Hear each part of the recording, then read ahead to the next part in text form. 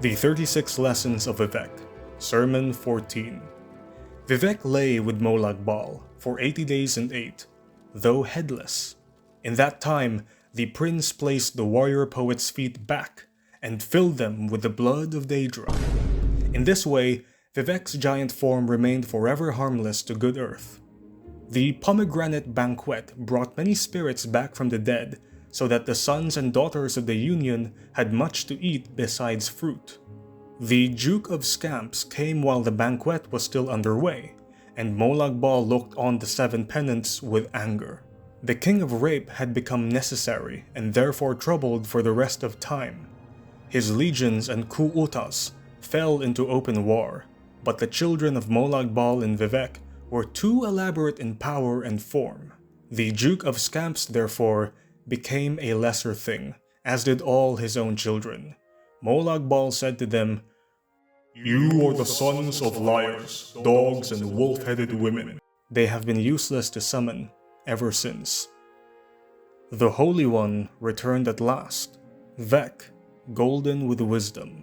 His head found its body had been tenderly used. He mentioned this to Molag Bal, who told him that he should thank the barons of Move Like This. "For I have yet to learn how to refine my rapture. My love is accidentally shaped like a spear." So Vivek, who had a grain of Ayam's mercy, set about to teach Molag Bal in the ways of belly magic. They took their spears out and compared them. Vivek bit new words onto the King of Rapes so that it might give more than ruin to the uninitiated. This has since become a forbidden ritual, though people still practice it in secret. Here's why. The Velothi demons and monsters that were watching all took out their own spears. There was much biting, and the earth became wet. And this was the last laugh of Molag Bal. "Watch as the earth shall crack, heavy with so much power, that should have been forever unalike."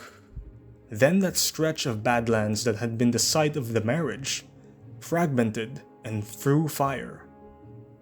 And a race that is no more but that was terrible at that time to behold came forth.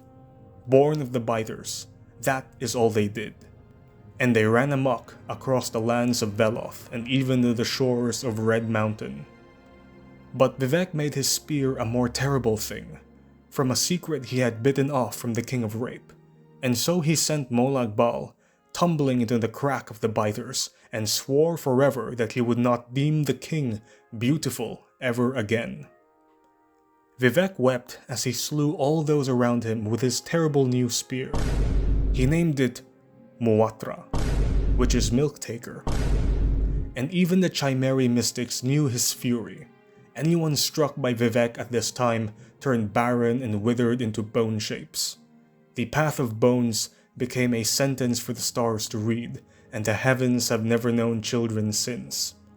Vivek hunted down the biters one by one and all their progeny, and he killed them all by means of the 9 apertures, and the wise still hide theirs from Muatra.